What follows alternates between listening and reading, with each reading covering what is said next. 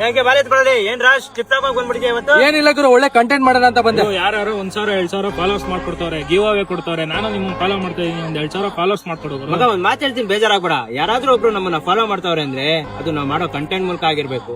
ಅದು ಅವ್ರು ತೋರ್ಸೋ ಪ್ರೀತಿ, ಅವ್ರ ಮನ್ಸಿಂದ ಫಾಲೋ ಮಾಡ್ತಾರೆ ನಮ್ಮನ್ನ. ಫೇಕ್ ಫಾಲೋವರ್ಸ್ ಏನೋ 200 ರೂಪಾಯಿ ಕೊಟ್ರೆ 20,000 ಫಾಲೋವರ್ಸ್ ಹಾಕಂಗ್ ಕೊಡ್ತಾರೆ. ಅದ್ ಬೇಕಾ ನಿಂಗೆ?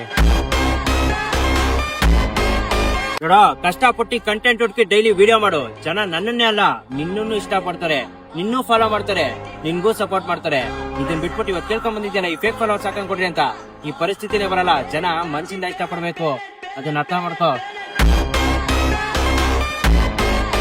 ಮಗ, ನೀನು ಜಾಸ್ತಿ ಫಾಲೋವರ್ಸ್ ಮಾಡ್ಬೇಕನ್ನೋ ಆಸೆ ನಂಗೆ ಅರ್ಥ ಆಗುತ್ತೆ ಕಣ. ಆದ್ರೆ ಅದು ಕಷ್ಟಪಟ್ಟು ಕಂಟೆಂಟ್ ಮಾಡಿ ಪಡ್ಕೋಬೇಕು. ಈ ತರ ಭಿಕ್ಷೆ ಬೇಡಿ ಎಲ್ಲ ಕಣ.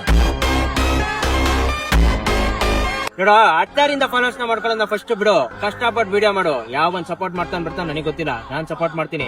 ನಮ್ ಜನರು ಒಂದಲ್ಲ ಒಂದಿನ ನನ್ನ ಇಷ್ಟ ಪಡ್ತಾರೆ. ಫಾಲೋವರ್ಸ್ ನೇ ದೇವ್ರು ಅನ್ಕೊಂಡ್ ಬದುಕ್ತಾ ಇರೋ ನಾವು, ಅರ್ಥ ಮಾಡ್ಕೊಳ್ಳೋ.